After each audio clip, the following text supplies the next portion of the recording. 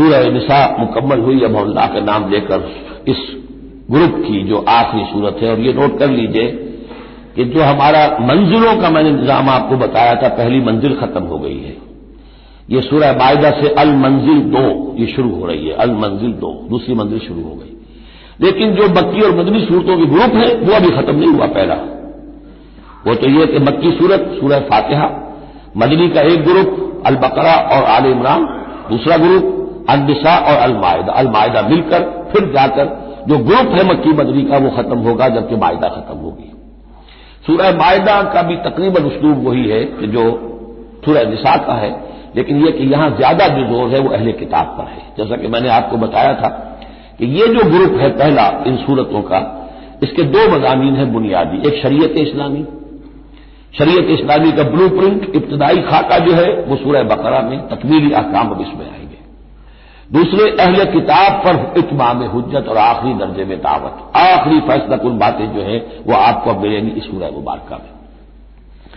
بسم اللہ الرحمن الرحیم. یا ایھا الذین آمنوا اوفوا بالعقود. سورہ نساء شروع ہوئی تھی یا ایھا الناس سے، اے لوگو. یہاں بس فرق یہ ہے کہ یا ایھا الذین آمنوا، اہل ایمان، اپنے عہدوں کو، معاہدوں کو، قول و قرار کو پورا کیا کرو. اب جو سمجھ لیجئے کہ سماجی زندگی جتنی انسان کی ہے وہ معاہدوں پر قائم ہے. Even marriage is a social contract. شادی کیا ہے؟ ایک معاہدہ ہے، ایک مرد ایک عورت کے مابین ساتھ رہنے کا، ساتھ زندگی گزارنے کا. اس کے کچھ حقوق ہیں، کچھ فرائض ہیں. بیوی کے حقوق اور اس کے فرائض اور شوہر کے حقوق اور اس کے فرائض، معاہدہ ہے. بڑے بڑے کاروبار جو ہیں وہ معاہدوں کی شکل میں ہوتے ہیں، تو معاہدہ ہے. اور بھی سوشل کانٹریکٹ ہے کہ جو ہمارے ہاں employer employee relationship is a contract. یا جو سیاسی نظام ہے، عہدے ہیں، مناصب ہیں، ان کی ذمہ داریاں ہیں، ان کے پریویلیجز ہیں، یہ آپ کی ذمہ داریاں ہیں، یہ آپ کے اختیارات ہیں. تو ایک ہی شے اگر پوری ہو جائے، اوفوا بالعقود، جو بھی عقد ہو، عقد کہتے ہیں، گرہ کو عقدہ کہتے ہیں، عقدہ گرہ. عقد ہے کوئی چیز بند گئی، بس طے ہو گئی، فیصلہ ہو گیا، وہ عقود ہے. احلت لکم بہیمۃ الانعام الا ما یتلی علیکم، تمہارے لیے تمام جو مویشی کی نوعیت کے حیوانات ہیں وہ حلال کر دیے گئے، ان کا گوشت کھانا، سوائے اس کے جو تمہیں پڑھ کر سنائے جاتے ہیں. یعنی ان میں خنزیر ہے وہ حرام ہے، اور مردار اگر ہے تو حرام ہے، وغیرہ وغیرہ، وہ بعد میں آ جائے گا. لیکن باقی جو مویشی وہ ہوش نہیں، شیر چیتا جو وحشی ہیں یہ نہیں، جو مویشی قسم کے ہیں، ہرن ہے، نیل گائے ہے، اور اس طرح کی چیزیں جو بھی ہیں کہ جو عام طور پر وہ گوشت خور نہیں ہے بلکہ یہ کہ سبزے کے اوپر ان کا گزارا ہوتا ہے، یہ ساری چیزیں جو ہیں یہ تمہارے لیے حلال کی گئی. غیر محل صید وانتم حرم، ایک تم پر پابندی ہے کہ اگر حج کے لیے احرام باندھا ہوا ہو یا عمرے کے لیے تو تم اس میں اس حالت میں شکار نہیں کر سکتے. ان اللہ یحکم ما یرید، یہ اللہ کا اختیار ہے، وہ فیصلہ کرتا ہے، حکم دیتا ہے جو چاہتا ہے. یا ایھا الذین آمنوا لا تحلوا شعائر اللہ ولا الشہر الحرام ولا الہدی ولا القلائد ولا عامین البیت الحرام. اہل ایمان مت بے حرمتی کرو اللہ کے شعائر کی، مت حلال کر لیا کرو، بے حرمتی کر لیا کرو اللہ کے شعائر کی، اور نہ حرمت والے مہینوں کی، اور نہ ہدی کے جانوروں کی، جو جانور لے کے جائے جاتے تھے کعبے کی طرف حج کے لیے یا عمرے کے لیے ساتھ لے کر جاتے تھے. ولا القلائد، اور ان کے گلوں کے اندر پٹے ڈال دیے جاتے تھے علامت کے طور پر کہ اب یہ کعبے کی طرف جا رہے ہیں. ولا عامین البیت الحرام، اور نہ وہ حاجی لوگ کہ جو بیت حرام کی طرف چل رہے ہیں، قصد کر رہے ہیں، جا رہے ہیں. اب وہ بھی ان کی بھی ایک نسبت ہو گئی ہے کہ یہ سفر کر رہے ہیں تو اللہ کے گھر کے مسافر ہیں. جیسے کہ وہاں آپ نے دیکھا ہوگا جو گئے ہیں کہ انہیں وہ کہتے مرحبا بضیوف الرحمان، کہ مرحبا ان لوگوں کو جو رحمان کے مہمان ہیں. یعنی حاجی جو یہاں آئے ہیں وہ اصل میں اللہ کے مہمان ہیں، اللہ میزبان ہے. تو اب ان کے لیے یہ ہے کہ ان کی بے حرمتی نہ ہو، حتی کہ عزت نہ ہو. یبتغون فضلا من ربہم ورضوانا، یہ سب جو ہیں اللہ تعالیٰ کے فضل کی اور اب اس کے اپنے رب کے رضوان کی تلاش میں ہیں، اس کی کوشش میں جا رہے ہیں. وَإِذَا حَلَلْتُمْ فَاصْطَادُوا، ہاں جب تم احرام کھول دو، حلال ہو جاؤ، تو یہ حلال ہو جانا ایک اصطلاح ہے جبکہ احرام کھل گیا. فاصطادوا، پھر تم شکار کرو، تمہیں کھلی چھوٹ ہے. ساری پابندیاں احرام کی حالت کی ہیں. وَلَا يَجْرِمَنَّكُمْ شَنَآنُ قَوْمٍ أَن صَدُّوكُمْ عَنِ الْمَسْجِدِ الْحَرَامِ أَن تَعْتَدُوا، اور دیکھنا تمہیں آمادہ نہ کر دے کسی قوم کی دشمنی کہ انہوں نے تمہیں روکے رکھا تھا مسجد حرام سے کہ تم بھی زیادتی کرو. یعنی انہوں نے تمہیں روکے رکھا 7 برس تک 6 برس تک اور تمہیں یہاں قریب نہیں آنے دیا. اب ایسا نہ ہو کہ اس کے بدلے میں تم کو زیادتی کرو، زیادتی مت کرو. ولا یجرمنکم شنآن قوم، تمہیں آمادہ نہ کر دے کسی قوم کی دشمنی. اور دشمنی کس وجہ سے؟ ان صدوکم عن المسجد الحرام، کہ انہوں نے تمہیں روکے رکھا مسجد حرام سے. ان تعتدوا، کہ تم زیادتی کرنے لگو. وتعاونوا علی البر والتقوی، نیکی کے کاموں پر اور تقوی کے کاموں پر تعاون کیا کرو. ولا تعاونوا علی الاثم والعدوان، اور اسم، گناہ اور عدوان، ظلم اور زیادتی کے کاموں میں تعاون مت کرو. واتقوا اللہ ان اللہ شدید العقاب، اللہ کا تقوی اختیار کرو، یقیناً اللہ تعالیٰ سزا دینے میں بہت سخت ہے. دیکھیے انداز بالکل وہی ہے جو سورہ نساء کا ہے، وہی معاشرتی معاملات، اس کے بارے میں بنیادی اصول. اب یہاں تو پھر وہ آ رہی ہے آخری مرتبہ یہ آیت اور مزید وضاحت کے ساتھ. حرمت علیکم المیتۃ، تم پر حرام کیا گیا مردار، جو خود اپنی موت مر گیا جانور، وہ حرام ہو گیا. والدم، دموں اور خون، ولحم الخنزیر، اور خنزیر کا گوشت، وما اہل لغیر اللہ بہ، اور جس پر پکارا گیا اللہ کے سوا کسی اور کا نام، کسی اور کے نام نامزد ہے، کسی اور کا تقرب حاصل کرنے کے لیے اس کا وہ جو ہے ذبح کیا جا رہا ہے. والمنخنقۃ، اور وہ جانور جو گلا گھٹنے سے مر گیا. کبھی ایسا ہوتا ہے کہ کوئی بکری ہے یا کچھ اور ہے، وہ اپنی زنجیر جس میں بندھی ہوئی ہے اسی کا کوئی پھندا ایسا لگ جاتا ہے، اب وہ جتنی کوشش کرتی ہے اس پھندے سے نکلنے کی وہ گلا گھٹ جاتا ہے، مر جاتی ہے. تو یہ بھی مردار کے حکم میں ہے. والموقوذۃ، یا چوٹ لگنے سے کسی جانور کی موت واقع ہو گئی، وہ بھی مردار کے حکم میں ہوگا. والمتردیۃ، یا اونچی جگہ سے کہیں سے کوئی جانور گرا ہے، گردن ٹوٹ گئی ہے، مر گیا ہے، وہ بھی مردار ہے. والنطیحۃ، کسی اور نے جانور نے سینگ مارا ہے، اس کے صدمے سے وہ ہلاک ہو گیا ہے جانور، تو وہ بھی حرام ہو گیا. یعنی میتہ کی مزید 4 قسمیں. یہی نہیں ہے کہ کسی بیماری سے جانور مرا ہو، لیکن یہ کہ یہ مرنے کی، ذبح ہونے کی نوبت نہیں آئی، اس کے جسم سے خون نکلنے کا امکان نہیں رہا، اس کا خون جو ہے اس کے جسم کے اندر ہی جم گیا ہے، اس کے گوشت کا حصہ بن گیا ہے، لہذا وہ مردار کے حکم میں. وما اکل السبع الا ما ذکیتم، اور جسے کھا لیا ہو درندوں نے مگر یہ کہ جسے تم ذبح کر لو. فرض کیجئے کہ کسی شیر نے یا کسی چیتے نے کسی ہرن کے اوپر حملہ کیا، لیکن اس سے پہلے کہ وہ ہرن مرتا وہ شیر بھاگ گیا، آپ نے کوئی فائر کیا وہ بھاگ گیا، ابھی ہرن میں جان ہے، آپ نے جا کے ذبح کر لیا، تو وہ پھر آپ کے لیے جائز ہے، کیونکہ ابھی اس میں جان تھی، ذبح آپ نے کیا ہے، تو اب یہ کہ اس میں سے وہ خون نکل جائے گا. تو جہاں جہاں شیر کا منہ لگا ہو اس حصے کو کاٹ کر پھینک دیجیے، باقی آپ کھا سکتے ہیں. الا ما ذکیتم، سوائے اس کے جسے تم نے ذبح کر لیا. وما ذبح علی النصب، اور یہ بھی تمہارے لیے حرام کیا گیا کہ تم استھانوں پہ جا کر ذبح کرو. یہ خاص جگہ ہے، یہ خاص جو ہے وہ کسی ولی اللہ کا بازار ہے، وہاں جا کے ذبح کرنا، یا کسی دیوتا یا دیوی کا کوئی استھان ہے، وہ بھی اب حرام ہو گیا. وَأَن تَسْتَقْسِمُوا بِالْأَزْلَامِ، یا جوئے کے تیروں کے ذریعے سے تقسیم کرو. یہ بھی اب جوئے کی شکل ہو جاتی تھی. وہ لوگ یہ کرتے تھے، قربانی اپنی کی، اس کے بعد گوشت کے ڈھیر لگا دیے، اب تیروں کے ذریعے سے جوا کھیل رہے ہیں، تو بڑے بڑے ڈھیر جو ہے اس کے اندر داؤ پر لگ رہے ہیں. ذالکم فسق، یہ تمام چیزیں جو ہیں گناہ کے کام ہیں. الیوم یئس الذین کفروا من دینکم، دیکھو اب یہ کافر لوگ تمہارے دین سے مایوس ہو چکے ہیں، یعنی یہ سمجھ چکے ہیں کہ نظام تو اب اللہ ہی کا رہے گا.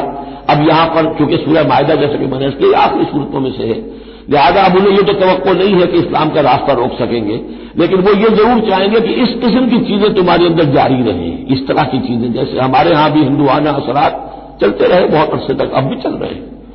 تو الیوم یئس الذین کفروا من دینکم، تمہارے دین سے تو مایوس ہو چکے ہیں کہ اب یہ دین تو انہی کا ہوگا اور ہمارا دین ختم ہوا.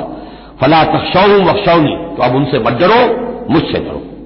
الیوم اکملت لکم دینکم، آج کے دن میں نے تمہارے لیے تمہارے دین کی تکمیل فرما دی ہے. واتممت علیکم نعمتی، اور تم پر اتمام فرما دیا ہے اپنی نعمت کا. ورضیت لکم الاسلام دینا، اور تمہارے لیے میں نے پسند کر لیا ہے ہمیشہ ہمیشہ کے لیے میرے ہاں پسندیدہ اور مقبول دین صرف اسلام ہے. فمن اضطر فی مخمصۃ، اب یہ جو حکم دیا گیا تھا یہ چیزیں حرام ہیں، تو لیکن کوئی شخص اگر اضطرار میں آ جائے، شدید فاقہ ہے، بھوک ہے، جان نکل رہی ہے، غیر متجانف للاسم، اس میں گناہ کی طرف کوئی رجحان نہ ہو، کوئی شرارت دل کے اندر نہ ہو کہ میں نے واقعی یہ سور حرام ہے لیکن ذرا چکھ کے دیکھنا ہی آج تو کیسا ہے، نہیں، جان پر بنی ہوئی ہے لیکن اس قسم کا خیال کوئی نہ ہو. فإن اللہ غفور الرحیم، تو اللہ تعالیٰ غفور اور رحیم ہے. یسألونک ماذا أحل لهم، اے نبی آپ سے پوچھتے ہیں کہ ان کے لیے کیا کچھ حلال ہے. قل احل لکم الطیبات، تمہارے لیے سب پاکیزہ چیزیں حلال کر دی گئی. وما علمتم من الجوارح مکلبین تعلمونہن مما علمکم اللہ، اور جو تم چھوڑتے ہو سدھاتے ہو شکاری جانوروں کو، جنہیں تم چھوڑتے ہو شکار کے لیے، انہیں تم نے سدھایا ہے، سکھایا ہے اس میں سے کہ جو اللہ نے تمہیں سکھایا ہے. فکلوا مما امسکنا علیکم، تو اب وہ اگر جا کر آپ نے کتا چھوڑا ہے، اس نے خرگوش کو پکڑ لیا ہے یا کسی اور جانور کو، فإن امسکنا علیکم، اگر انہوں نے روکے رکھا ہے تمہارے لیے اس شکار کو تو اس کو کھاؤ. واذکروا اسم اللہ علیہ، اس پر اللہ کا نام لو. واتقوا اللہ، اور اللہ تعالیٰ کا تقوی اختیار کرو. ان اللہ سریع الحساب، یقیناً اللہ تعالیٰ حساب لینے میں بہت جلدی کرتا ہے، یا حساب لینے میں اسے دیر نہیں لگتی. الیوم احل لکم الطیبات وطعام الذین اوتوا الکتاب حل لکم وطعامکم حل لہم والمحصنات من المؤمنات والمحصنات من الذین اوتوا الکتاب من قبلکم اذا آتیتموہن اجورہن محصنین غیر مصافحین ولا متخذی اخدان فمن یکفر بالایمان فقد حبط عملہ وہو فی الآخرۃ من الخاسرین. صدق اللہ العظیم. الیوم احل لکم الطیبات، یہ وہی انداز ہے کہ الیوم اکملت لکم دینکم واتممت علیکم نعمتی ورضیت لکم الاسلام دینا. آج کے دن تمہارے لیے تمام پاکیزہ چیزیں حلال کر دی گئیں. یعنی اگر اس سے پہلے کوئی مختلف مذاہب میں، یہود کی شریعت میں حضرت یعقوب علیہ السلام کی بات پسند و ناپسند جو ذاتی تھی اس کی بنا پر کوئی رکاوٹیں ہو گئی تھیں، یا یہ کہ مشرکانہ جو اوہام تھے ان کی وجہ سے تمہارے ذہنوں میں کچھ الجھنیں تھیں، آج ان سب کو صاف کیا جا رہا ہے. الیوم احل لکم الطیبات، تمام صاف ستھری پاکیزہ چیزیں تمہارے لیے حلال ہیں. وطعام الذین اوتوا الکتاب حل لکم، اور ان لوگوں کا کھانا بھی کہ جنہیں کتاب دی گئی تھی تمہارے لیے حلال ہے. لیکن اس میں ظاہر ہونا چاہیے کہ ان کا کھانا کہ جو ظاہر بات ہے کہ اگر عیسائی سور کھا رہا ہوگا تو وہ ہمارے لیے حلال نہیں ہوگا. مطلب یہ کہ ان کا گوشت ذبح کیا ہوا اگر ہو حلال جانور کا تو وہ ہم کھا سکتے ہیں. جانور حلال ہو، اور نمبر دو کہ اسے ذبح کیا گیا ہو. وطعامکم حل لہم، اسی طرح تمہارا کھانا بھی ان کے لیے حلال ہے. والمحصنات من المؤمنات، اور تمہارے لیے شادی کرنا بھی حلال ہے ان سے بھی کہ جو خاندانی خواتین ہوں اہل ایمان میں سے. والمحصنات من الذین اوتوا الکتاب من قبلکم، اور خاندانی خواتین ان لوگوں کی کہ جنہیں کتاب دی گئی تھی تم سے پہلے. یعنی مسلمان مرد جو ہے عیسائی اور یہودی خاتون سے شادی کر سکتا ہے. اذا آتیتموہن اجورہن، جبکہ تم انہیں ادا کر دو ان کے مہر. محسنین، نیت یہ ہو کہ انہیں گھر میں بسانا ہے، مستقل ایک خاندان کا ادارہ وجود میں لانا ہے. غیر مصافحین، صرف شہوت رانی کے لیے نہیں، صرف مستی نکالنے کے لیے نہیں. ولا متخذی اخدان، اور نہ ہی کوئی چھپی دوستی یاریاں بنانے کے لیے. کھلم کھلا نکاح ہو، ایک مسلمان مرد کسی عیسائی عورت سے، کسی یہودی عورت سے نکاح کر سکتا ہے. اس کے ضمن میں آج کل بہت سے اشکالات ہیں لوگوں کو، تو اس کے ضمن میں وضاحت کیے دیتا ہوں کہ جہاں تک تو شریعت کا اصل حکم ہے وہ تو یہ ہے، اور چونکہ شریعت محمد رسول اللہ پر پوری ہو چکی ہے، اس میں کوئی تغیر و تبدل نہیں ہو سکتا، لہذا اس کو منسوخ ہم نہیں کر سکتے. یہ تو قانون جو ہے قائم رہے گا، اور یہ اس کا جواز جو ہے کچھ لوگوں کو اس کے خلاف جو مصلحتیں نظر آتی ہیں وہ اپنی جگہ پر صحیح ہیں، لیکن اس کے باوجود قانون کو بدلا نہیں جا سکتا. اگر ایک خالص اسلامی ریاست ہو تو کچھ عرصے کے لیے کسی ایسی اجازت کو موقوف کیا جا سکتا ہے. جیسے حضرت عمر رضی اللہ تعالیٰ عنہ نے ایک زمانے میں جبکہ قحط پڑا ہوا تھا تو قطع ید کی سزا جو ہے چوری پر ہاتھ کاٹنے کی سزا کو موقوف کر دیا تھا کہ حالات ایسے ہیں. اسی طرح سے عارضی طور پر کسی حکم میں کسی ایگزیکٹو آرڈر کے ذریعے سے، اسلامی حکومت کے کسی عارضی حکم کے ذریعے سے کوئی پابندی لگ سکتی ہے. مثلاً چونکہ صورتحال یہ ہے کہ مسلمان مردوں کو اجازت ہے عیسائی اور یہودی عورتوں سے شادی کی، مسلمان عورت کی شادی نہیں ہو سکتی کسی بھی عیسائی یا یہودی مرد سے. اب اس کی کیا علت ہے کہ عام طور پر سمجھا یہی جاتا ہے کہ مرد غالب ہوتا ہے، لہذا اس کا امکان ہے کہ وہ اپنی بیوی کو سیدھے راستے پر لے آئے گا، نہ یہ کہ اس کی بیوی اسے غلط راستے پر لے جائے گی. دوسرے یہ کہ اس زمانے میں اولاد ہوتی تھی مرد کی، تو گویا کہ ثابت تھا کہ جو اولاد ہوگی وہ ماں پر نہیں ہوگی، عیسائی نہیں ہوگی، یہودی نہیں ہوگی، بلکہ وہ مسلمان ہوگی. دوسرے اس وقت مسلمانوں کا غلبہ ہو گیا تھا، اور یہودی عیسائی جو تھے وہ ان کے گویا کے تابع ہو چکے تھے. نفسیاتی اعتبار سے یہ دونوں صورتیں اس وقت بدل چکی ہیں. آج مسلمان مغلوب ہیں، یہودی عیسائی جو ہیں ان کا پلڑا بھاری ہے دنیا کی سیاست میں اور دنیا کے معاملات میں. ویسے بھی مرد جو ہے وہ کمزور ہو چکے ہیں اور عورتوں کا غلبہ ہے. اس حوالے سے مناسب یہی ہے کہ یہ شادیاں نہ ہوں، لیکن حرام ان کو ہم نہیں کہہ سکتے. البتہ کوئی اگر اسلامی ریاست میں قائم ہو جائے تو پھر وہ وقتی طور پر جب تک کہ حالات میں کوئی اور تبدیلی نہ ہو جائے مصلحتوں کے پیش نظر اس اجازت کو عارضی طور پر منسوخ کر سکتی ہے. وَمَن يَكْفُرْ بِالْإِيمَانِ فَقَدْ حَبِطَ عَمَلُهُ، تو جس شخص نے ایمان کے ساتھ کفر کیا اس کے تمام اعمال حبط ہو گئے.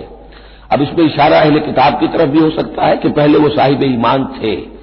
جب تک محمد الرسول اللہ تشریف نہیں لائے جو حضرت عیسیٰ کو مانتا تھا وہ مومن تھا، جو حضرت موسیٰ کو مانتا تھا مومن تھا. لیکن یہ کہ اب اگر وہ نہیں مان رہے تو گویا کہ وہ کفر کر رہے ہیں. اور دوسری یہ کہ کوئی شخص ایمان کا مدعی ہو کر ایسی حرکتیں کرے کہ جو کہ کافرانہ ہے تو اس کے تمام اعمال حبط ہو جائیں گے. وہ ہوا پھر آخرت من الخاسرین، اور آخرت میں وہ ہوگا بڑے خسارہ پانے والوں میں. یا ایھا الذین آمنوا اذا قمتم الی الصلاۃ، اے اہل ایمان جب تم کھڑے ہو ارادہ کرو قصد کرو نماز کا، فاغسلوا وجوہکم وایدیکم الی المرافق، تو دھو لیا کرو اپنے چہرے بھی اور اپنے دونوں ہاتھ بھی کہنیوں تک. وامسحوا برؤوسکم، اور اپنے سروں پر مسح کر لیا کرو. وارجلکم، اور دھو لیا کرو اپنے پاؤں کو بھی الی الکعبین، ٹخنوں تک. یہ ارجلکم اور ارجلکم دونوں قرأتیں ہمارے ہاں بھی ہیں، مستند قرأتوں میں ہیں. اہل تشیع جو ہے ویسے اس کو مستقل ارجلکم پڑھتے ہیں اور ان کے نزدیک یہ مسح کے ساتھ ہے. وامسحوا برؤوسکم وارجلکم، مسح کر لیا کرو اپنے سروں پر بھی اور پیروں پر بھی. لیکن یہ کہ ہمارے اہل سنت کے نزدیک یہ ارجلکم ہے، اور اس میں چونکہ الی الکعبین کا آ گیا اضافہ، اگر صرف مسح ہوتا تو اس میں کوئی حد بیان کرنے کی ضرورت نہیں تھی. لہذا الی الکعبین کے اضافے سے وہ بالکل اس کے مساوی ہو گیا ہے الی المرافق. جیسے ہاتھوں کو دھونا ہے کوہنیوں تک، ایسے ہی پاؤں کو دھونا ہے ٹخنوں تک. وَإِن كُنتُمْ جُنُبًا فَاطَّهَّرُوا، اور اگر تم حالت جنابت میں ہو تو پھر تم اور زیادہ پاکی حاصل کرو، یعنی غسل کرو، پورے جسم کا غسل کرو. وَإِن كُنتُمْ مَرْضَىٰ أَوْ عَلَىٰ سَفَرٍ، اور اگر تم بیمار ہو یا سفر پر ہو. اور جاء أَحَدٌ مِّنكُم مِّنَ الْغَائِطِ، یا کوئی تم میں سے کسی نشیبی جگہ سے ہو کر آئے. عام طور پر قضاء حاجت کے لیے لوگ نشیبی جگہوں پر جاتے تھے. اور لامستم النساء، یا تم نے عورتوں سے مقاربت کی ہو. فلم تجدوا ماء، اور تم نہ پاؤ پانی. فتیمموا صعیدا طیبا، تو ارادہ کرو پاک مٹی کا. فامسحوا بوجوہکم وایدیکم منہ، تو اس سے اپنے چہروں اور ہاتھوں کو مل لو. ما یرید اللہ لیجعل علیکم من حرج، اللہ یہ نہیں چاہتا کہ تم پر کوئی تنگی کرے. پانی نہیں ہے تو مٹی سے. ولکن یرید لیطہرکم، لیکن یہ ضرور چاہتا ہے کہ وہ تمہیں پاک کرے. ولیتم نعمتہ علیکم، اور تم پر اپنی نعمت کا اتمام فرمائے. لعلکم تشکرون، تاکہ تم شکر کا حق ادا کر سکو. واذکروا نعمت اللہ علیکم ومیثاقہ الذی واثقکم بہ. اب دیکھیے ایک میثاق وہ تھا کہ جو بنی اسرائیل سے لیا گیا، اب یہ میثاق اہل ایمان سے ہو رہا ہے. یہ سورت شروع ہوئی ہے یا ایھا الذین آمنوا سے. اور یاد رکھنا اپنے اس میثاق کو، اپنی اس نعمت کو جو تم پر ہوئی ہے اللہ کی طرف سے، اور وہ میثاق جو اس نے تم سے باندھ لیا ہے، جس میں اس نے تمہیں باندھ لیا ہے. واثقکم بہ اذ قلتم سمعنا واطعنا، جب تم نے کہا سمعنا واطعنا. سورہ بقرہ کی آخری آیت کہاں ختم ہوئی تھی؟ سمعنا واطعنا، آخری سے پہلی غفرانک ربنا والیک المصیر. جو مسلمان بھی کہتا ہے سمعنا واطعنا، گویا کہ وہ ایک میثاق میں، ایک بہت گاہے معاہدے کے اندر اللہ کے ساتھ بندھ گیا. اب اسے اللہ کی شریعت کی پابندی کرنی ہے. واذکروا نعمت اللہ علیکم ومیثاقہ الذی واثقکم بہ اذ قلتم سمعنا واطعنا واتقوا اللہ، اللہ کا تقوی اختیار کرو. ان اللہ علیم بذات الصدور، یقیناً اللہ تعالیٰ جو سینوں کے اندر چیزیں پنہاں ہیں ان سے بھی واقف ہے. یا ایھا الذین آمنوا کونوا قوامین للہ شہداء بالقسط. اب وہ آیت نمبر 135 میں نے نوٹ کرائی تھی سورہ نساء کی، اور یہ آیت نمبر 8 ہے سورہ مائدہ کی. یہ ایک ہی مضمون، وہی نسبت زوجیت کو سمجھ لیجئے. صرف یہ کہ عکسی ترتیب ہے. وہاں تھا یا ایھا الذین آمنوا کونوا قوامین بالقسط شہداء للہ، یہاں ہے کونوا قوامین للہ شہداء بالقسط. ایک حقیقت تو میں نے سوچ بیان کر دی تھی کہ گویا کہ معلوم ہوا کہ اللہ اور قسط مترادف ہے. اللہ کے لیے کھڑے ہو جاؤ، قسط کے لیے کھڑے ہو جاؤ، اللہ کے گواہ بن جاؤ، قسط کے گواہ بن جاؤ. تو گویا کہ اللہ اور قسط یہ مترادف ہے. دوسرا مفہوم جو کہ آج سامنے آ رہا ہے اس کو سمجھ لیجئے کہ کسی معاشرے میں عدل قائم کرنا، ایک تو یہ کہ عام انسان کی جو اس کی نفسیات ہے، اس کی فطرت ہے، اس کا تقاضا بھی یہ ہے کہ انسان چاہتا ہے کہ انصاف ہو. آج پوری نوع انسانی انصاف کی تلاش میں گھوم رہی ہے. بادشاہت سے نجات حاصل کی تھی، جمہوریت کی طرف آئے تھے کہ غلامی سے نجات ملے، انصاف ہونا چاہیے، انسان پر حاکم بن کر بیٹھ جائے، یہ تو کوئی حق نہیں ہے کسی کو. لیکن یہ کہ اس کا نتیجہ کیا ہوا کہ کیپٹلزم کی لعنت میں گرفتار ہو گئے. سرمایہ داروں کی جو ہے وہ ایک ڈکٹیٹریٹ اور آمریت قائم ہو گئی. اس سے نجات پانے کے لیے کمیونزم کے پاس گئے، وہ پھر ایک پارٹی ڈکٹیٹرشپ قائم ہو گئی. ایک سے ایک رست از یک بنتا افتاد در بندے دیگر، ایک قید سے نجات نہیں پائی کہ دوسری قید کے اندر پھر پھنس گئے. اب انسان کدھر جائے گا؟ لیکن یہ کہ فطرت کے اندر ہے کہ عدل اور انصاف انسان چاہتا ہے. ایک تو یہ ہے کہ اس فطرت کے تقاضے کو پورا کرتے ہوئے عدل کو قائم کرنے کے لیے انسان کھڑا ہو جائے. اور ایک اس سے اوپر کی منزل ہے کہ اصل العدل اللہ کی ذات ہے، اس کا دیا ہوا نظام جو ہے وہ ہے عادلانہ نظام. ہم اس کے وفادار ہیں، ہمارے ذمے ہے اس کے نظام کو قائم کرنا. تو کھڑے ہو جاؤ اللہ کے لیے. یا ایھا الذین آمنوا کونوا قوامین للہ شہداء بالقسط. یہاں پر یہ اوپر کی منزل ہے جو بیان ہو رہی ہے کہ اصل میں یہ صرف فطرت انسانی کے تقاضے کے طور پر نہیں، تمہاری عبدیت کا تقاضا ہے، تمہارا اللہ کے ساتھ وفاداری کا جو رشتہ ہے اس کا تقاضا ہے کہ پوری قوت کے ساتھ with all the emphasis at your command، جو بھی تمہارے پاس ذرائع ہیں، وسائل ہیں، ان سب کو لے کر جو بھی آپ کے پاس قوت ہے اس سب کو جمع کر کے اور آپ کھڑے ہو جائیں اللہ کے لیے. کھڑے ہو جائیں اللہ کے لیے چمانی دارت، اللہ کے لیے کھڑے ہونا یعنی اس کے دین کے گواہ بن کر کھڑے ہو جانا. اور اس کا دین جو ہے العدل ہے، انصاف ہے، قسط ہے. تو اس انصاف اور قسط کو قائم کرنا.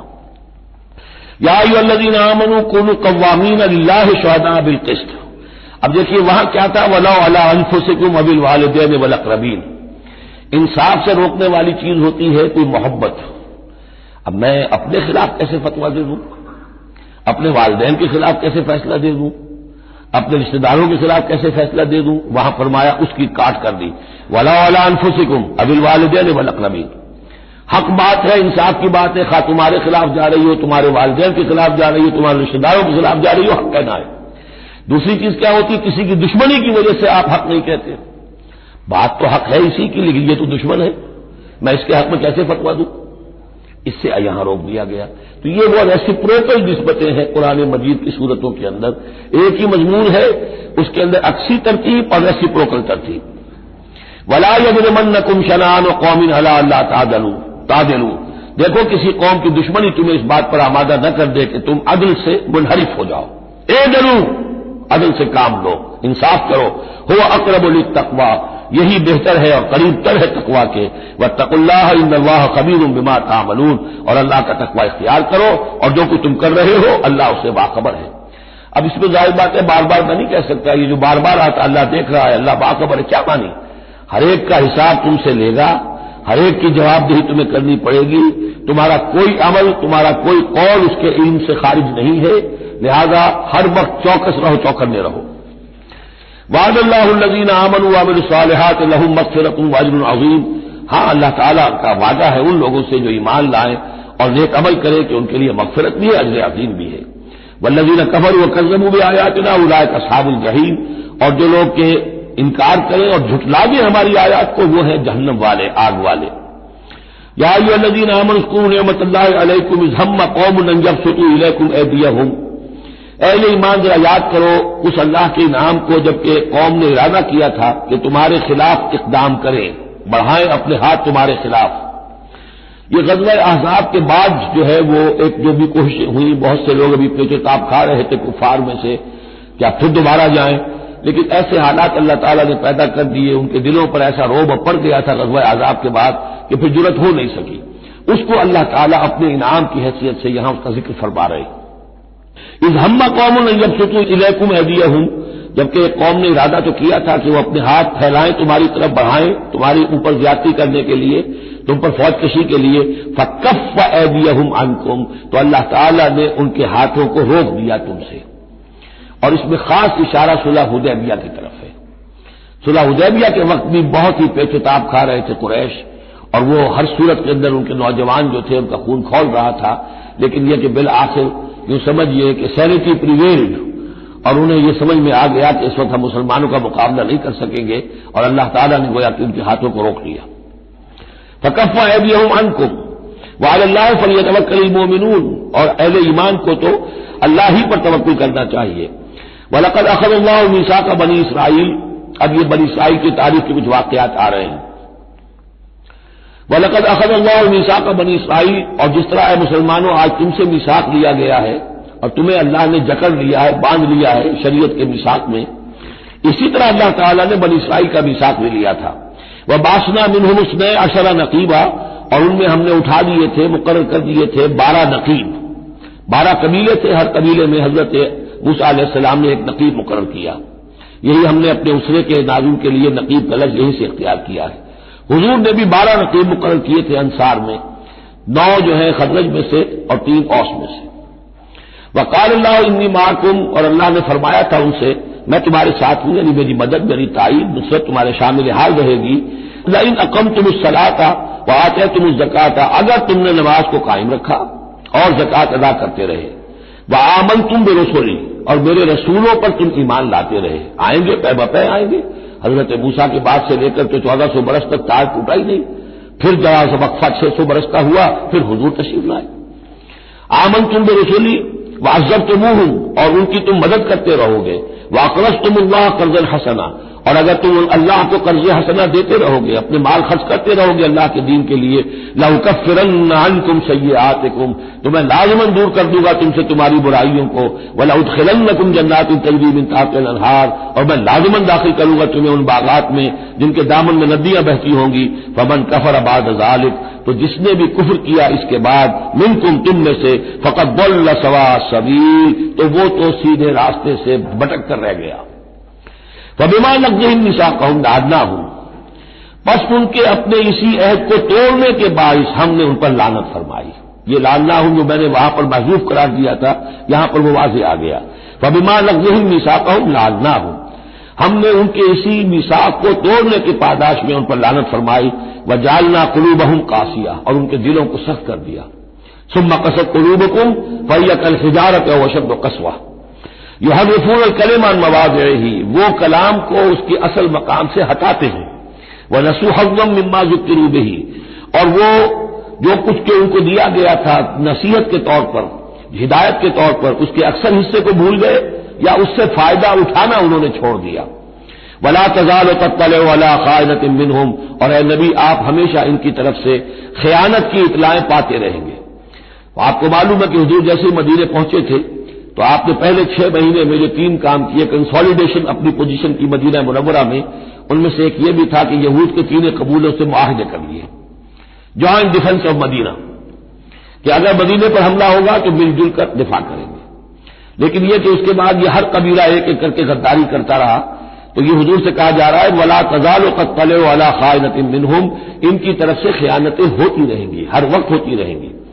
الا قلیلا منهم، سوائے ان میں سے چند کے، کچھ لوگ شریف بھی ہوں گے۔ فاعف عنهم واصفح، تو ابھی درگزر کیجئے اور ذرا معاف کیجئے۔ ان اللہ یحب المحسنین، یقیناً اللہ تعالی احسان کرنے والوں کو پسند فرماتا ہے۔ ومن الذین قالوا انا نصارى اخذنا میثاقهم، اور ان لوگوں سے بھی جنہوں نے یہ کہا کہ ہم نصارہ ہیں، ہم نے ان کا بھی میثاق لیا۔ اخذنا میثاقهم فنسوا حظا مما ذکروا، تو وہ بھی بھول گئے بڑا حصہ اس کا جو نصیحت انہیں کی گئی تھی، یا بھول گئے اس نصیحت سے فائدہ اٹھانا۔ فَأَغْرَيْنَا بَيْنَهُمُ الْعَدَاوَةَ وَالْبَغْضَاءَ إِلَىٰ يَوْمِ الْقِيَامَةِ، تو ہم نے ڈال دی ان کے مابین دشمنی اور بغض قیامت کے دن تک۔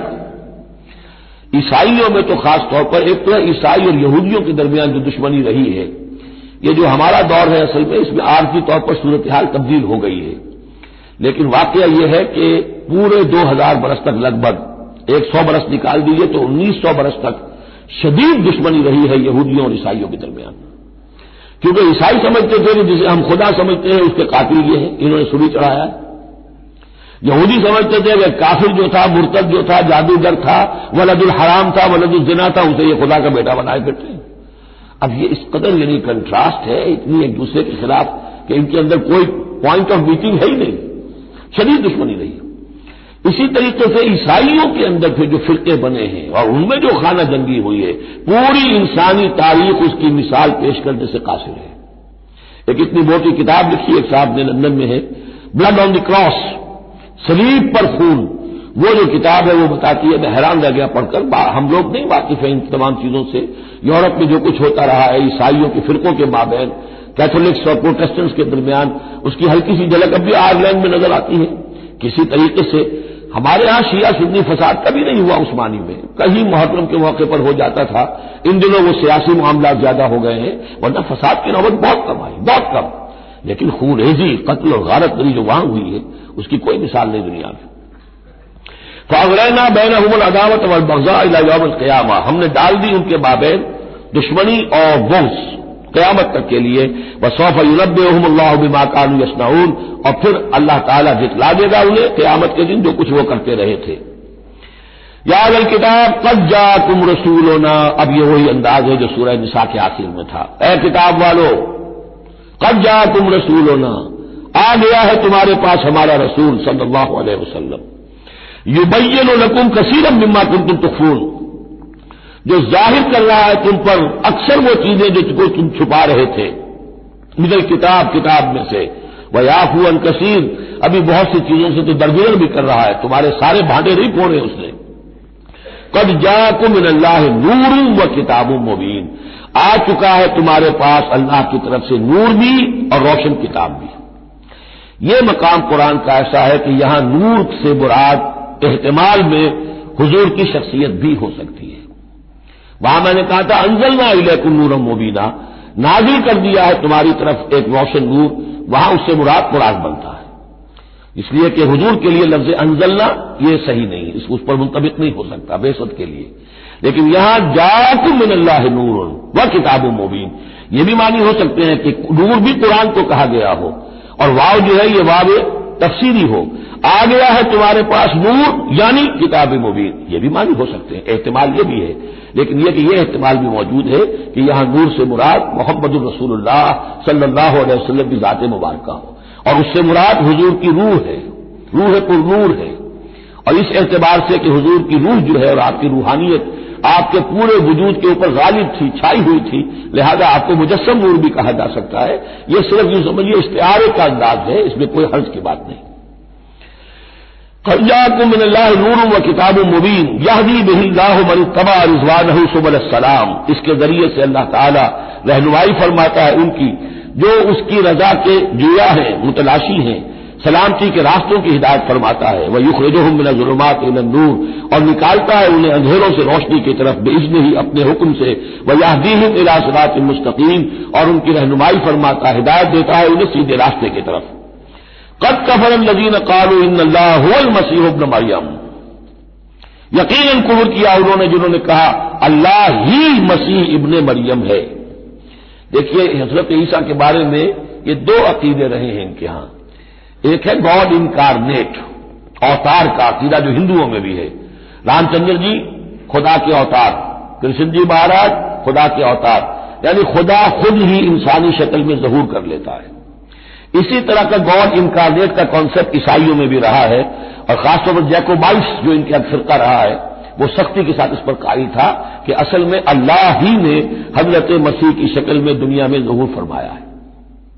جیسے ہمارے یہاں بھی بعض جو ہیں غلو میں آ کر محبت اور عقیدت اور عظمت محمد الرسول اللہ صلی اللہ علیہ وسلم کی اس میں ایک حد سے تجاوز کرتے ہوئے کہہ دیتے ہیں کہ وہی جو مستوی عرش تھا خدا ہو کر اتر پڑا وہ مدینے میں مصطفیٰ ہو کر، یہ گویا کہ وہی اوتار کا عقیدہ ہے جو ہم نے دوسروں سے سیکھ لیا ہے۔ اسی طریقے کی بات یہ ہے ان کے ہاں لقد کفر الذین قالوا ان اللہ هو المسیح ابن مریم، ان لوگوں نے بھی کفر کیا جنہوں نے کہا کہ اللہ ہی ہے، مسیح ابن مریم جو ہے حقیقت میں اللہ ہی ہے جو اس شکل میں ظاہر ہوا ہے۔ قل فمن یملک من اللہ شیئا، تو ان سے پوچھئے کہ کون ہے جسے اختیار ہو اللہ کے مقابلے میں کچھ بھی، ان اراد ان یہلک المسیح ابن مریم، اگر وہ ہلاک کرنا چاہے مسیح ابن مریم کو، اور امہ اور اس کی ماں کو بھی، مریم کو بھی، وہ من فی الارض جمیعا، اور جو بھی زمین میں ہے ان سب کو ہلاک کرنا چاہے تو کون اس کا ہاتھ روک لے گا؟ وللہ ملک السماوات والارض وما بینہما، اور اللہ ہی کے لیے ہے بادشاہی آسمانوں کی اور زمین کی اور جو بھی کچھ ان دونوں کے مابین ہے۔ یخلق ما یشاء، وہ تخلیق فرماتا ہے جو چاہتا ہے، واللہ علی کل شیء قدیر، اللہ ہر چیز پر قادر ہے، جو چیز چاہتا ہے تخلیق فرماتا ہے۔ آدم کو تخلیق فرمایا، عیسیٰ کو تخلیق فرمایا، یحییٰ کو تخلیق فرمایا، اعجاز کے اور معجزہ ہونے کی مختلف شکلیں ہیں۔ وقالت الیہود والنصارى نحن ابناء اللہ واحباؤہ، اور یہ یہودی اور نصرانی کہتے ہیں ہم تو اللہ کے بیٹے ہیں، یعنی بیٹوں کے مانند لاڈلے، واحباؤہ اس کے بڑے چہیتے ہیں، پیارے ہیں۔ قل فلم یعذبکم بذنوبکم، تو ان سے کہیے کہ پھر وہ تمہیں عذاب کیوں دیتا رہا ہے تمہارے گناہوں کی پاداش میں؟ اللہ کی اولاد ہو، چہیتے ہو، نبوکدنضر کے ہاتھوں تمہیں پٹوایا، 6 لاکھ تمہارے قتل ہوئے، تمہارا ہیکل اول جو ہے وہ شہید ہوا، ایسیرینز کے ہاتھوں تمہاری سلطنت اسرائیل ختم ہوئی، پھر تمہیں یونانیوں نے رگڑا، پھر تمہیں رومیوں نے کس طریقے سے ایذائیں پہنچائی، اور تمہارا دوسرا جو ہیکل بنایا تھا وہ بھی گرا دیا۔ ایسے ہی لاڈلے ہوتے ہیں اللہ کے؟ یا اللہ اتنا ہی لاچار ہے، بیچارہ ہے، عاجز ہے؟ قل فلم یعذبکم بذنوبکم بل انتم بشر ممن خلق، نہیں، تم بھی انسان ہو جیسے کہ اور انسان اس نے بنائے ہیں۔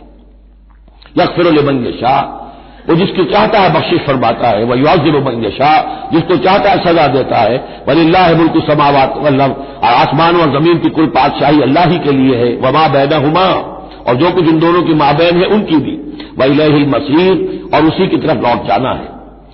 یا اہل الکتاب قد جاءکم رسولنا یبین لکم علی فترۃ من الرسل، پھر وہی بات لیکن یہاں ایک نئے نکتے کے ساتھ آئی ہے۔ اہل کتاب تمہارے پاس آ چکا ہے ہمارا رسول صلی اللہ علیہ وسلم، یبین لکم، جو تمہارے لیے واضح کر رہا ہے، بیان کر رہا ہے، علی فترۃ من الرسل، رسالت کے ایک انقطاع کے بعد۔ حضرت عیسیٰ اور حضور صلی اللہ علیہ وسلم کے مابین 600 برس ایسے گزرے ہیں کہ دنیا میں کوئی نبی کوئی رسول نہیں رہا۔ یہ فترت ہے، فترت ہے، وقفہ ہے عارضی، اور پھر حضور کی بعثت، اور پھر فترت دائمی، اب رسالت کا دروازہ ختم، 600 برس کے لیے عارضی بند، پھر حضور کی تشریف آوری، اور اب تا قیام قیامت دروازہ بند۔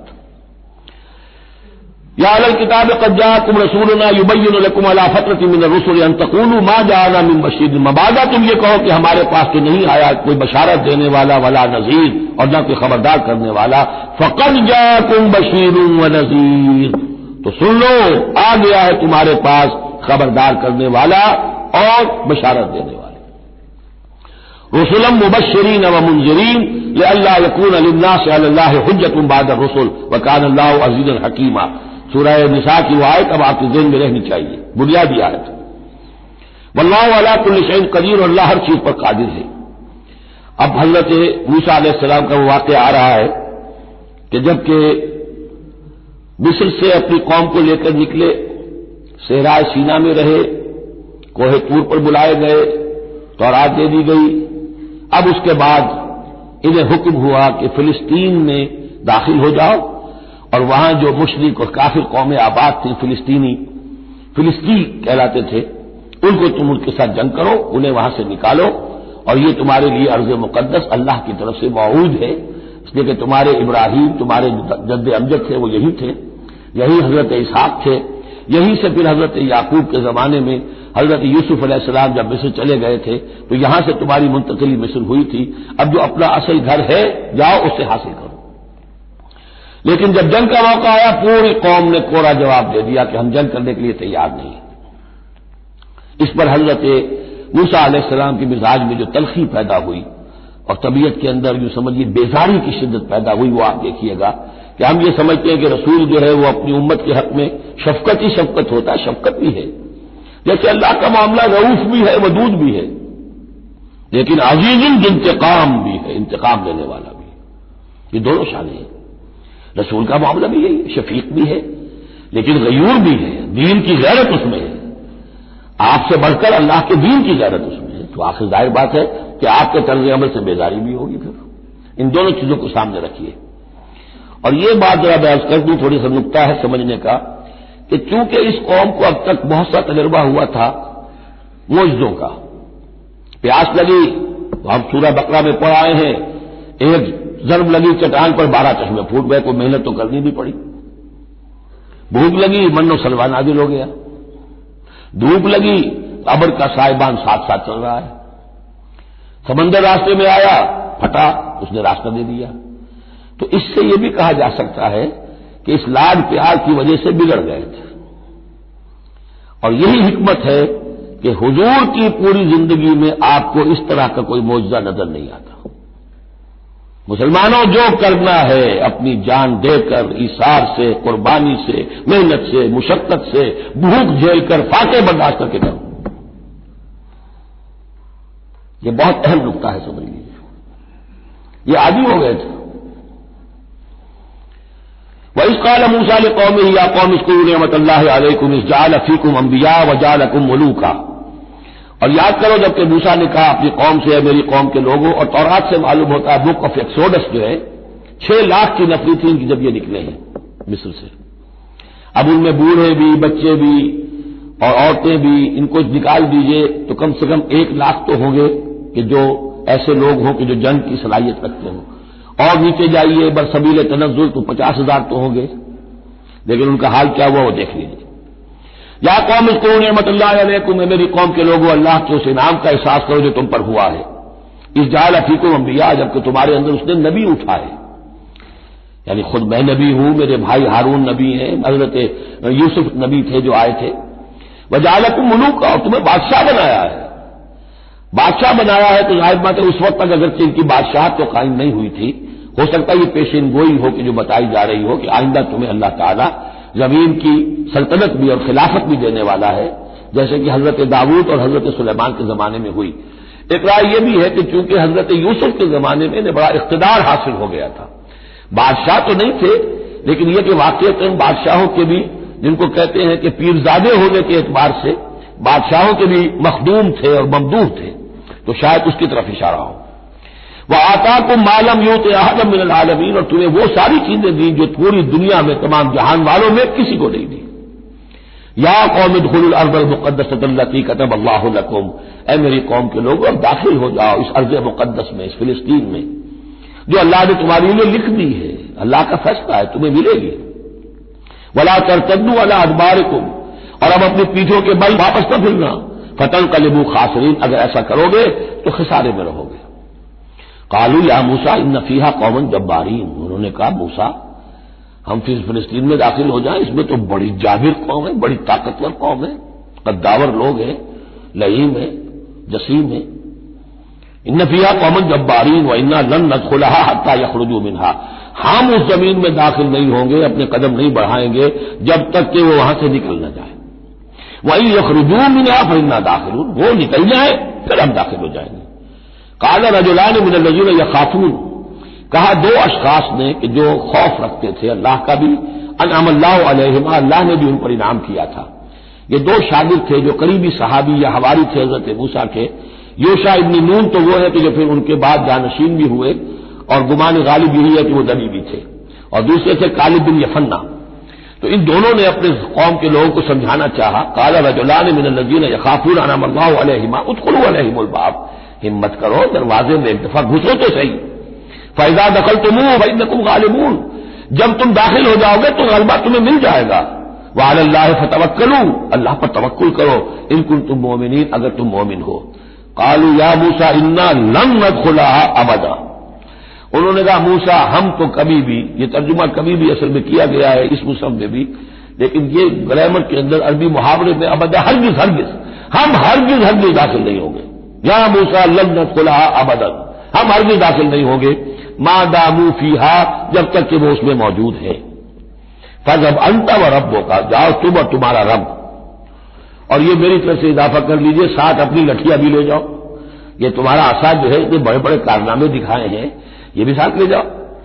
فاذهب انت وربک فقاتلا، اور جا کے قتال کرو. انا ہاہنا قاعدون، ہم تو یہاں بیٹھے ہیں. نہ جنبت نہ جنبت گم محمد، ہم تو یہاں ٹکے ہوئے، ہم نہیں لیں گے۔ قال رب، اب دیکھیے بیزاری، وہی حضرت موسیٰ سورہ قصص میں آپ واقعہ پڑھیں گے کہ ایک قبطی جو تھا وہ مار رہا تھا ایک اسرائیلی کو، تو اس کی طرف سے پھر مدافعت کرتے ہوئے حضرت موسیٰ نے ایک مکہ رسید کیا اور اس قبطی کی جان نکال دی۔ فوقذہ موسیٰ فقضى علیہ، اس وقت اتنی محبت اپنی قوم سے، اور اب کیا حال ہے؟ قال رب انی لا املک الا نفسی واخی، انہوں نے عرض کیا پروردگار مجھے تو اختیار نہیں ہے سوائے اپنی جان کے اور اپنے بھائی ہارون کی جان کے، ففرق بیننا، باقی یہ پوری قوم انکار کر رہی ہے تو اب تفریق کر دے، علیحدہ کر دے، جدائی ڈال دے ہمارے مابین، وبین القوم الفاسقین، اور ان ناہنجار لوگوں کے درمیان، میں اب ان کے ساتھ رہنا نہیں چاہتا۔ آج کی اصطلاح میں ہم کہہ سکتے ہیں میرا استعفیٰ قبول فرما لے، کہ میں اب ان کے ساتھ نہیں رہنا چاہتا، ان کی ناہنجاری، جو کچھ انہوں نے دیکھا ہے، میرے ہاتھوں سے جو معجزے دیکھے ہیں، میرے اور ان کے درمیان اب تفرقہ پیدا کر دے۔ اللہ نے یہ درخواست قبول نہیں کی، لیکن یہ کہ تذکرہ بھی نہیں کیا۔ قال فإنها محرمۃ علیہم 40 سنۃ، نہیں، ہم جو سزا انہیں دے رہے ہیں وہ یہ ہے کہ اب یہ ارض مقدس، اگر یہ بزدلی نہ دکھاتے ابھی ہم انہیں دے دیتے، اب انہوں نے بزدلی دکھائی ہے تو اب یہ ان پر حرام رہے گی 40 برس تک، یتیہون فی الارض، اسی صحرا میں، اسی صحرائے سینا میں، سینائی پیننسولا، یہ بھٹکتے پھریں گے۔ فلا تأس علی القوم الفاسقین، تو اب آپ اس فاسق لوگوں کے بارے میں اب آپ افسوس نہ کریں، اپنے دل کے اندر رنج نہ لیں، اب جو کچھ ان پر بیتے گی، لیکن بہرحال آپ ان کی طرف رسول بنا کر بھیجے گئے ہیں، جب تک زندگی ہے آپ کو ان کے ساتھ رہنا ہے۔ یاد کر لیجئے کہ جو حضرت موسیٰ نے کہا انی لا املک الا نفسی واخی، حضور سے کیا کہا گیا تھا سورہ نساء میں؟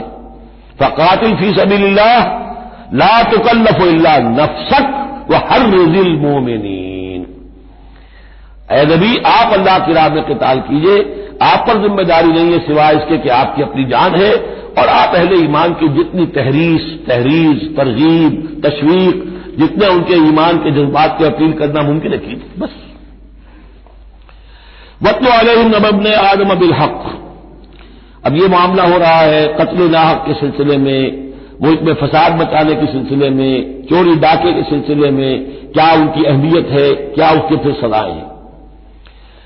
وَاتْلُ عَلَيْهِمْ نَبَأَ ابْنَيْ آدَمَ بِالْحَقِّ، اور اے نبی ان کو پڑھ کر سنائیے آدم کے 2 بیٹوں کی کہانی یا قصہ حق کے ساتھ، اسْتَرَّبَا قُرْبَانًا، جبکہ ان دونوں نے قربانی پیش کی، ایک حابیل قابیل، اور ایک ان میں سے گنریے کا کام کرتے تھے، بھیڑیں بکریاں چراتے تھے، ایک کاشتکار تھے، تو دونوں نے کچھ اپنی جنس لے کر آئے اور دوسرے جو ہے وہ کچھ اپنے کوئی جانور لے کر آئے، اللہ کے لیے نذر کے طور پر پیش کیا۔ فَتُقُبِّلَ مِنْ أَحَدِهِمَا وَلَمْ يُتَقَبَّلْ مِنَ الْآخَرِ، تو ان میں سے ایک کی بھی جو قربانی تھی قبول کر لی گئی ہے، دوسری کی قبول نہیں کی گئی۔ یہ کیسے معلوم ہوا؟ یہ میں بتا چکا ہوں آپ کو کہ اس وقت کا معاملہ یہ تھا کہ قربانی کی قبولیت کی علامت یہ ہوتی تھی کہ آسمان سے ایک شعلہ سا نیچے اترتا تھا اور وہ اس کو بھسم کر دیتا تھا، گویا کہ اللہ نے قبول فرما لی۔ قال لأقتلنک، اب جس کی یہ قبول نہیں ہوئی تھی اس نے کہا اپنے بھائی سے جس کی قبول ہو گئی تھی، حسد کی آگ میں جل کر میں تمہیں قتل کر دوں گا۔ قال انما يتقبل الله من المتقین، انہوں نے کہا بھائی جان اس میں میرا کیا قصور ہے، یہ تو اللہ تعالیٰ کا قاعدہ ہے، قانون ہے، وہ صرف متقیوں ہی سے قبول کرتا ہے۔ لیکن بسطت الی یدک لتقتلنی، اگر آپ اپنا ہاتھ بڑھائیں گے مجھ پر، چلائیں گے مجھے قتل کرنے کے لیے، ما انا بباسط یدی الیک لیقتلک، تب بھی میں اپنا ہاتھ نہیں چلاؤں گا، نہیں بڑھاؤں گا کہ آپ کو قتل کروں، یعنی ایک طرفہ قتل ہوگا آپ کا۔ انی اخاف اللہ رب العالمین، مجھے تو اللہ کا خوف ہے جو تمام جہانوں کا پروردگار ہے۔ انی ارید ان تبوء باسمی واسمک، اور پھر میں چاہتا ہوں کہ اگر آپ مجھے قتل کر ہی دیں، اس انتہا تک پہنچ ہی جائیں، تو آپ اپنے گناہ کا بھی بوجھ اپنے سر لیں، میرے گناہ کا بھی بوجھ لیں، جو ناحق مقتول ہے اس کے تو گویا کہ تمام گناہ اس قاتل نے اپنے سر پر لے لیے، تو میرے تو گھاٹے کا سودا نہیں ہے۔ What do I stand to lose, آخر میری کوئی خطائیں ہیں، میری کوئی غلطیاں ہیں، کوئی گناہ میں نے کیے ہوں گے، اگر آپ ناحق مجھے قتل کریں گے تو میرے ان تمام گناہوں کا وبال آپ کے سر آ جائے گا، تو میرے سے کوئی نقصان والی بات نہیں۔ انی ارید ان تبوء باسمی واسمک فتکون من اصحاب النار، اور یہ ہوگی سخت ترین سزا میری طرف سے آپ کو کہ پھر آپ ہو جائیں گے جہنمی، وذالک جزاء الظالمین، اور یہی بدلہ ہے ظالموں کا۔ فطوعت له نفسه قتل اخیہ، اب اس کے نفس نے آمادہ کر ہی لیا اسے اپنے بھائی کے قتل پر. یعنی ان الفاظ میں بٹوین دی لائنز یہ سمجھیے کہ ہے اس کے اندر بھی کوئی تو رہتا ہے حق اور باطل کی ایک کشاکش اور نیکی اور بدی کا غلبہ، قتل کروں یا نہ کروں. آخر بھائی کی باتیں بھی آئی ہیں، وہ دل نشین ہے، لیکن یہ کہ نفس جو ہے اس وقت اس کے اندر جو بھی شیطنت گھسی ہوئی تھی اس نفس نے اسے آمادہ کر ہی لیا اپنے بھائی کو قتل کرنے پر. فقتلہ، تو اس نے انہیں قتل کر دیا. فاصبح من الخاسرین، ہو گیا تباہ ہو جانے والوں میں. فبعث اللہ غرابا یبحث فی الارض، یہ پہلا خون ہے جو نسل آدم میں ہوا ہے. تو اللہ تعالیٰ نے کوے کو بھیجا، وہ زمین کو کرید رہا تھا. اب اسے قابل کو یہ سمجھ میں نہیں آ رہا تھا کہ میں کیا کروں، ابھی لاش جو ہے بھائی کی اس کو کیسے ڈسپوز آف کروں. تو اللہ تعالیٰ نے ایک کوے کو بھیج دیا. وہ زمین میں جیسے آپ کو معلوم ہے چونچے مارتا ہے، اس میں سے کچھ دانے نکالتا ہے. وہ دیکھا جب ہاتھوں فی الارض لیریہ، تاکہ اللہ اسے دکھا دے کیف یواری سوءۃ اخی، کہ اپنے بھائی کی لاش کو کیسے چھپائے. قال یا ویلتى عجزت ان اكون مثل هذا الغراب، اس نے کہا ہائے میری شامت، میرے اندر اس کوے جیسی بھی عقل نہ تھی، نہ ہوا میں اس کوے جیسا بھی کہ مجھے یہ بات خود سوچ جاتی. فواری سوءۃ اخی، اور میں اپنے بھائی کی لاش کو چھپا دیتا. فاصبح من النادمین من اجل ذلك، اس چیز پر اس کے اندر بڑی شدید ندامت پیدا ہو گئی.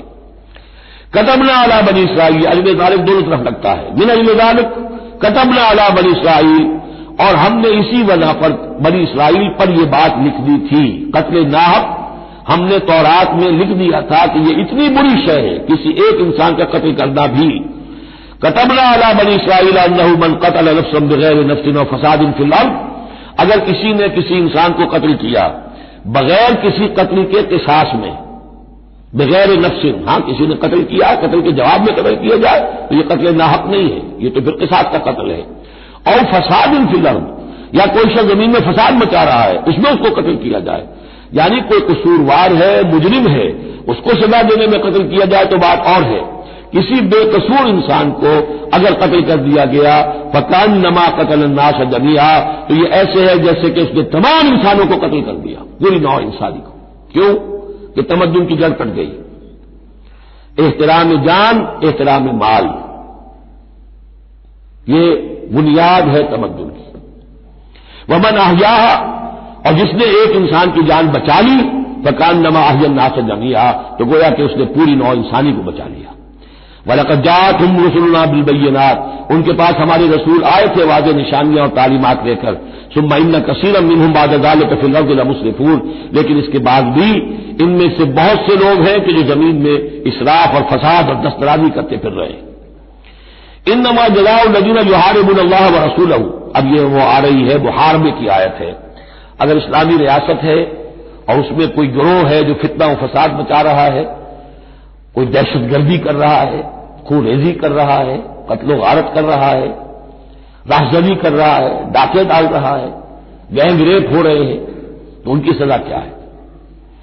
انما جزاء الذین یحاربون اللہ ورسولہ، لیکن یہ اسلامی ریاست کی ہے جس میں اسلامی قانون نافذ ہو. اصل میں سزائیں بھی جو ہے وہ اسی معاشرے میں جس میں کہ باقی سارا اسلام کا نظام بھی قائم ہو. ورنہ نظام یہ ہو جھوٹی گواہیاں دینے والے موجود ہوں، ایمان فروش موجود ہوں، ججوں کو خریدا جا سکتا ہو اور اس میں یہ سخت قوانین بنا دیے جائیں، تو پھر اس سے جو نتائج نکل رہے ہیں وہ بجائے یہ کہ شریعت کو کوئی نیک نامی ملے، شریعت بدنام ہوتی ہے الٹی. تو پورا نظام جیسا کہ میں نے کہا تھا کہ لا جو ہے قانون وہ سسٹم کو سبسرو کرتا ہے. سسٹم صحیح ہو اب وہ قانون صحیح جو ہے اسے سپورٹ کرے گا اور اسے برقرار رکھے گا، اس کی حفاظت کا ذمہ دار ہوگا. انما جزاء الذین یحاربون اللہ ورسولہ، یقیناً بدلہ ان لوگوں کا کہ جو محاربہ کرتے ہیں، چیلنج کرتے ہیں اللہ کو اور اس کے رسول کو، یعنی اسلامی ریاست کو. ویسعون فی الارض فسادا، اور زمین میں وہ فساد مچاتے پھرتے ہیں. ان یقتلوا، کہ انہیں قتل کیا جائے، بلکہ یقتلوا نہیں یقتلوا، ان کے ٹکڑے کیے جائیں، تقتیل، یقتلوا تقتیلا. اور یسلبوا، یا انہیں سولی چاہا جائے. اور تقطع ایدیہم وارجلہم من خلاف، یا ان کے ہاتھ اور پاؤں مخالف سمتوں سے کاٹا جائے، ایک ہاتھ کاٹ دیا جائے، ایک پاؤں کاٹ دیا جائے. اور ینفوا من الارض، یا انہیں ملک بدر کر دیا جائے. ذالک لہم خزی فی الدنیا، یہ تو ہے ان کے لیے دنیا کی زندگی میں رسوائی. وَلَهُمْ فِي الْآخِرَةِ عَذَابٌ عَظِيمٌ، اور آخرت میں ان کے لیے مزید بہت بڑا عذاب ہے. الا الذین تابوا من قبل ان تقدروا علیہم، سوائے اس کے کہ جو لوگ توبہ کر لیں اس سے پہلے کہ تم ان پر قابو پاؤ۔ ایک تو یہ ہے کہ توبہ کر لی ہے، ابھی وہ ڈاکو پکڑے نہیں گئے، پکڑے جانے سے پہلے توبہ کر رہے ہیں، اس میں رعایت کی گنجائش ہے، لیکن جب پکڑے گئے اب توبہ کا دروازہ بند ہو گیا۔ الا الذین تابوا من قبل ان تقدروا علیہم، سوائے ان کے جو توبہ کر لیں اس سے پہلے کہ تم ان کے اوپر قابو پاؤ، فاعلموا ان اللہ غفور رحیم، تو ان کے ساتھ نرمی کی جا سکتی ہے، تو جان لو کہ اللہ تعالیٰ غفور اور رحیم ہے۔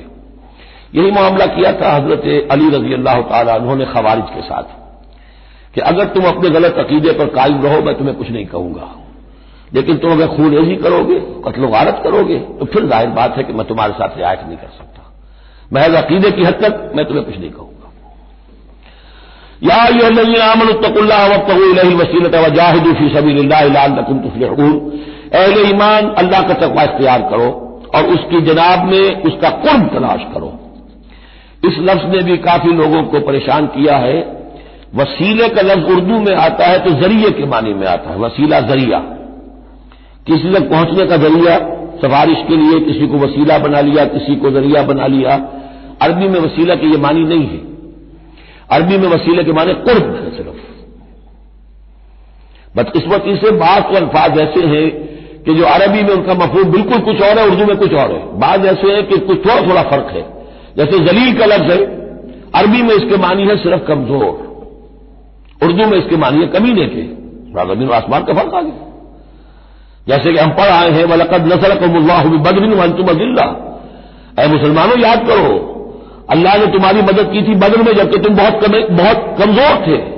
اب اگر وہاں ذلیل کا ترجمہ اردو والا کر دیا جائے تو پھر ہمارے ایمان کے لالے پڑ جائیں گے۔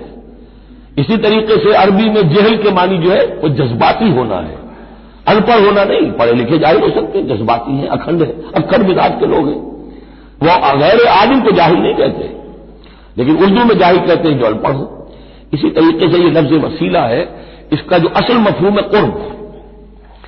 اہل ایمان اللہ کا تقوی اختیار کرو نمبر 1، لیکن تقوی جو ہے وہ ذرا ایک نیگیٹو بات ہے، بچنا اللہ سے، اللہ کے غضب سے، اللہ کی ناراضگی سے، برائی سے بچنا، گناہ سے بچنا، نافرمانی سے بچنا، اللہ کے احکام کو توڑنے سے بچنا، یہ ایک منفی کانسیپٹ ہے۔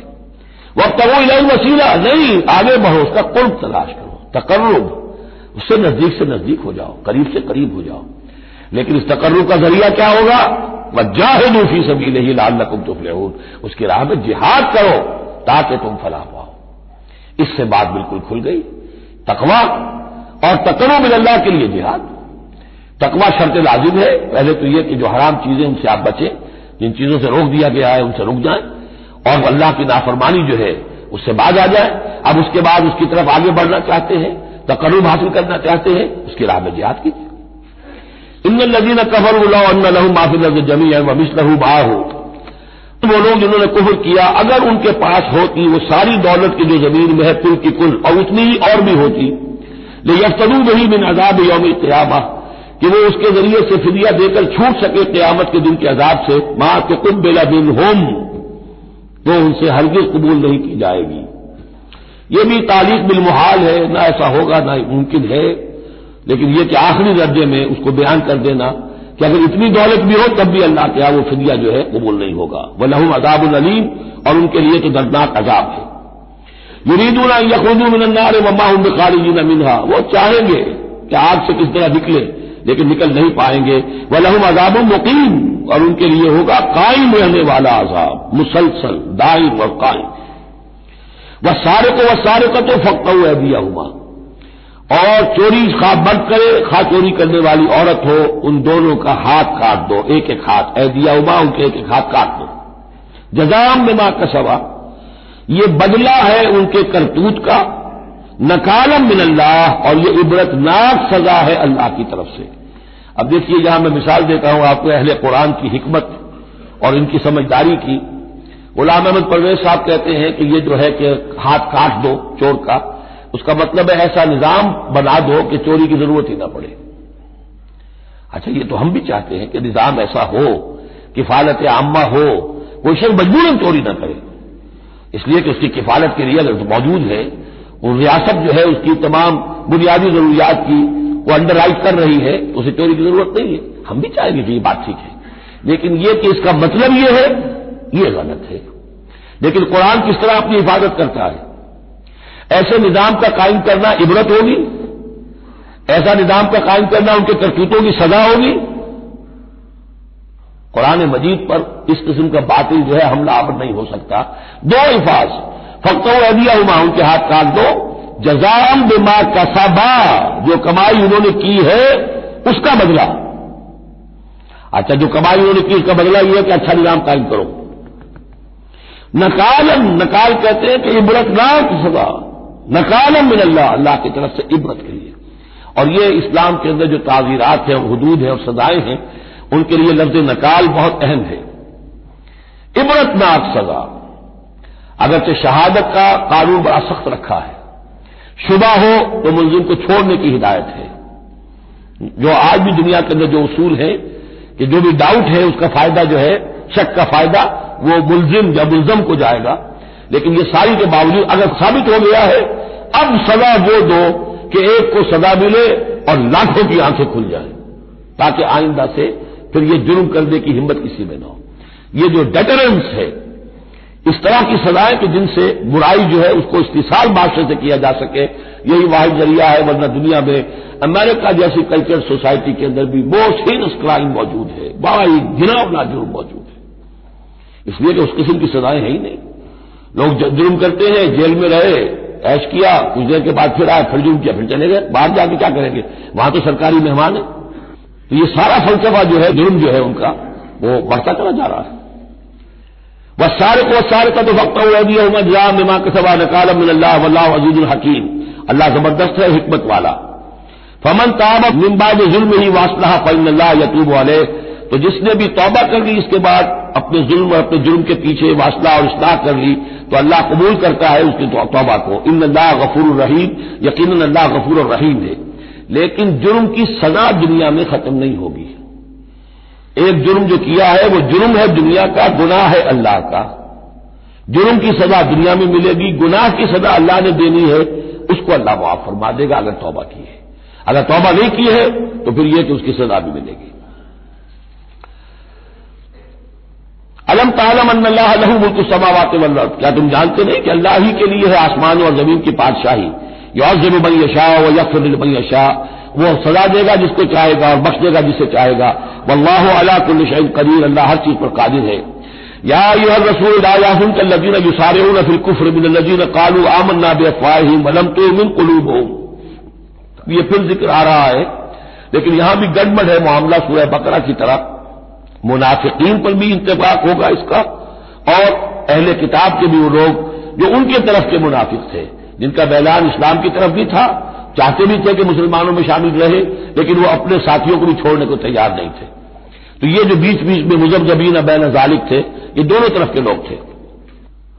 یا ایھا الرسول لا یحزنک الذین یسارعون فی الکفر، اے رسول صلی اللہ علیہ وسلم نہ غمگین ہو آپ ان لوگوں کی سرگرمیوں سے، بھاگ دوڑ سے کہ جو کفر کے ضمن میں بڑی سرگرمی دکھا رہے ہیں، من الذین قالوا آمنا بافواہہم، ان لوگوں میں سے جو اپنے منہ سے تو کہتے ہیں کہ ہم ایمان رکھتے ہیں، ولم تؤمن قلوبہم، اور ان کے دل ایمان نہیں لائے ہیں۔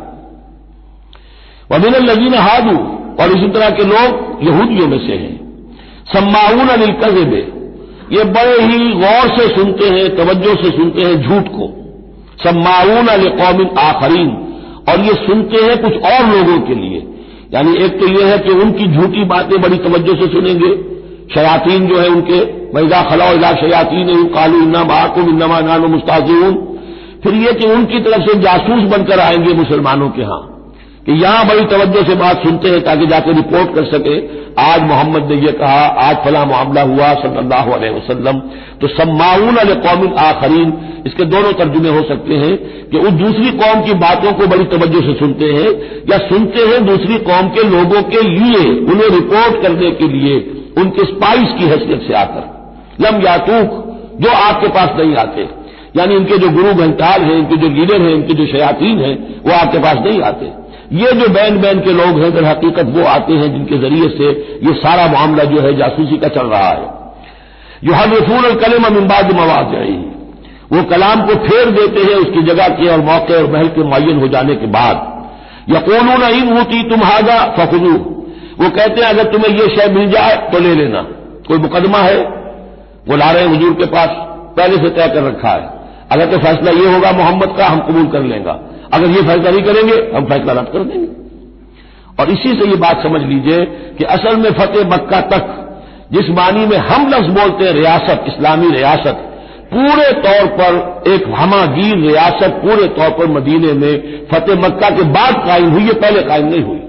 ورنہ کسی ریاست میں دو جوڈیشل سسٹم نہیں ہو سکتے، سوائے جو پاکستان میں ابھی ہوا ہے، 2 چیف جسٹس بھی ہو گئے ہمارے ہاں چند دن کے لیے، لیکن یہ کہ یہ انہونی بات تھی جو ہوئی ہے.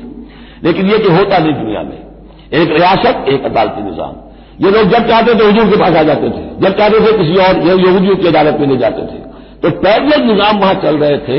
ہماگیر ریاست وحدت کی حیثیت سے، ایک آرگینک ہول کی حیثیت سے یہ فتح مکہ کے بعد قائم ہوئی ہے. یقولون ان اوتیتم ھذا فخذوہ، کہتے ہیں کہ اگر یہ فیصلہ ملے تو تم لے لینا، قبول کر لینا.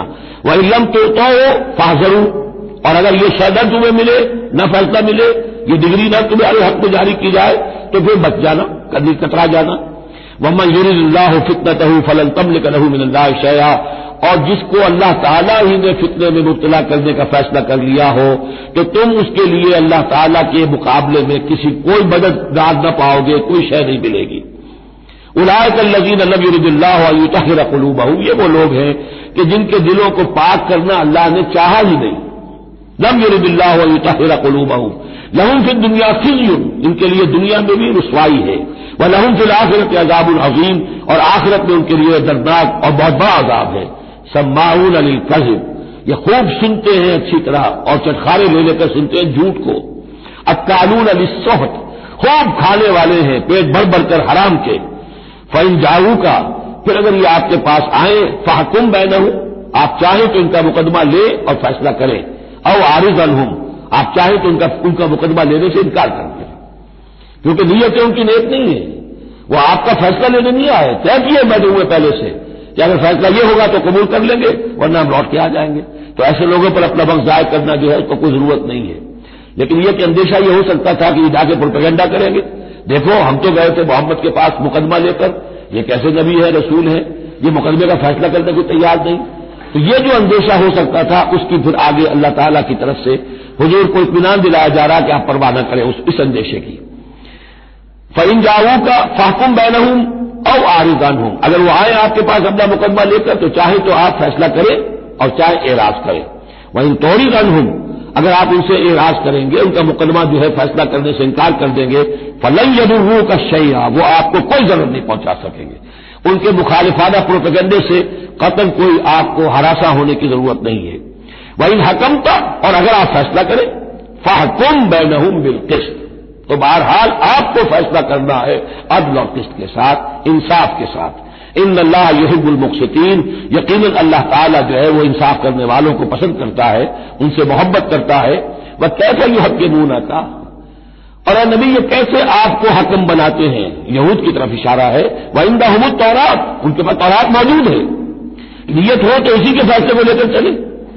فیہا حکم اللہ، اس میں اللہ کا حکم موجود ہے. ثم یتولون من بعد ذلک، پھر بھی وہ اس کے بعد بھی اس سے روگردانی کرتے ہیں. وما اولئک بالمؤمنین، اور حقیقت میں یہ لوگ مومن نہیں ہے، ایمان سے خالی ہیں، ایمان سے تہی دست ہیں، ان کا اصل روگ یہ ہے. بارک اللہ لی ولکم فی القرآن العظیم ونفعنی وإیاکم بالآیات والذکر الحکیم.